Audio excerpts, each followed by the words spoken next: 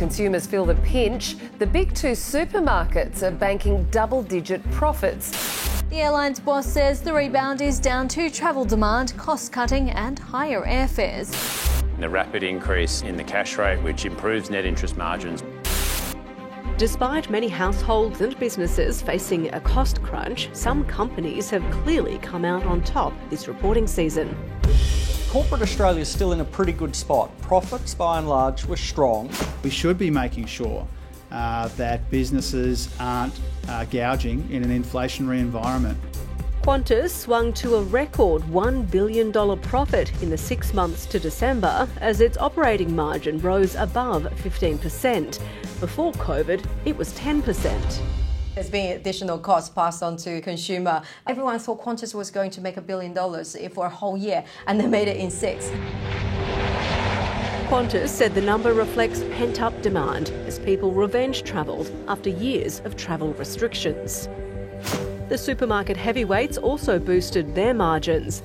Coles increased to 26.5%, while Woolworths' food business rose to 30.7%. The supermarket duopoly made more money on every dollar customers spent on groceries compared to the same 6 months a year earlier. We need to eat, and we're not that price sensitive. We hate paying more for Vegemite and peanut butter, but ultimately we're still going to buy it even at higher prices. Companies are passing it on because they realise that their customers will ultimately pay for it. Coles defended its prices to a Senate committee. We've got 5,000 products at any point in time represent value for our customers because they're on special. We're very conscious of the cost of living pressures faced by our customers, and that's why we're responding with those sorts of value campaigns. In the 6 months to December, the RBA lifted the cash rate from 0.85% to 3.1%. Banks like CBA have passed all of that on to borrowers, but not necessarily savers. Owners, like any owners in a business, will expect some rate of return, and we've got to strike that balance. The nation's biggest lender saw its net interest margin, the difference between what it earns on loans compared to what it pays to borrow the funds, rise to 2.1%. Its peers, Bendigo and Adelaide Bank and Suncorp Bank, saw similar margin growth. You've seen some of the best results or best growth number posted by the banks. It's probably the best it ever got. So have some of our biggest companies been profiteering as consumers pay the price?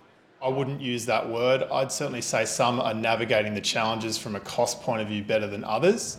The RBA was concerned wages would chase prices and push up inflation. But that hasn't eventuated.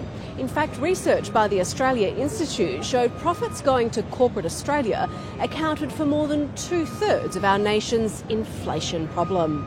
Profit margins are going to come under pressure as the economy slows. And analysts say there's a silver lining to the impending downturn. We'll see retail prices being discounted as businesses try to get cash-strapped consumers to spend with them.